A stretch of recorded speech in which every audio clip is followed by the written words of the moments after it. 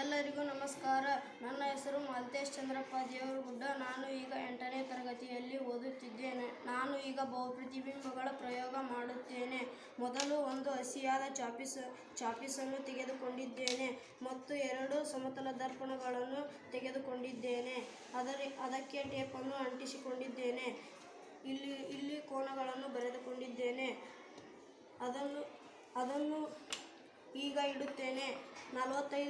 ಅದನ್ನು 45 ಡಿಗ್ರಿಗೆ ಇಟ್ಟಾಗ ಅದರ ನಡುವೆ ಒಂದು 5 ರೂಪಾಯಿ ಕಾಯಿನನ್ನು ಇಡುತ್ತೇನೆ. ಅದು ಈಗ 7 ಪ್ರತಿಬಿಂಬಗಳಾಗಿ ಕಾಣುತ್ತದೆ.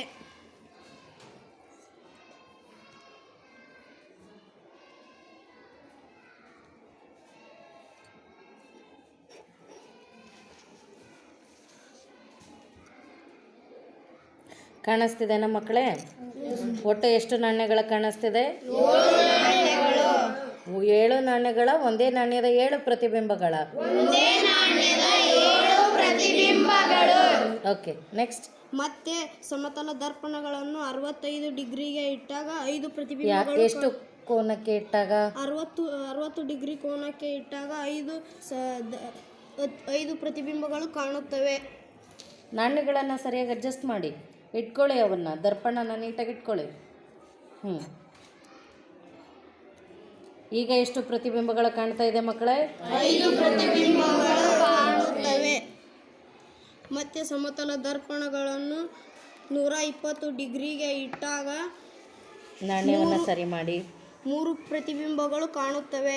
ಕಾಣಿಸ್ತಿದೆನಾ? ನೋಡಿ, ಸರಿಯಾಗಿ ಅಬ್ಸರ್ವ್ ಮಾಡಿ. ಎಷ್ಟು ಕಾಣ್ತಾ ಇದ್ದಾವೆ? 3 ಪ್ರತಿಬಿಂಬಗಳು ಕಾಣಿಸ್ತಿದೆನಾ? ಓಕೆ.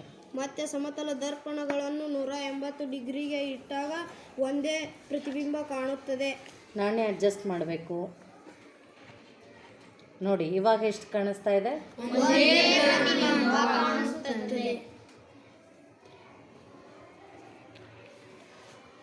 ನೀವು ಏನನ್ನ ಮಾಡಿದ್ರಿ? ಅಲ್ಲಿ ಪ್ರತಿಯೊಂದು ಕೋನಕ್ಕೆ 45 ಡಿಗ್ರಿ ಕೋನಕ್ಕೆ, 60 ಡಿಗ್ರಿ ಕೋನಕ್ಕೆ, 120 ಡಿಗ್ರಿ ಕೋನಕ್ಕೆ, ಹಾಗೆ 180 ಡಿಗ್ರಿ ಕೋನಕ್ಕೆ ಎಷ್ಟೆಷ್ಟು ಪ್ರತಿಬಿಂಬಗಳು ಬಂದವು ನಾವು ಅದನ್ನು ದಾಖಲಿಸ್ಕೋಬೇಕು. 45 ಡಿಗ್ರಿಗೆ ಎಷ್ಟು ಪ್ರತಿಬಿಂಬಗಳು ಕಂಡವು ನಿಮಗೆ? 7 ಪ್ರತಿಬಿಂಬಗಳು.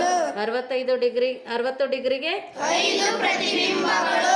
120 ಡಿಗ್ರಿಗೆ 3 ಪ್ರತಿಬಿಂಬಗಳು. 180 ಡಿಗ್ರಿಗೆ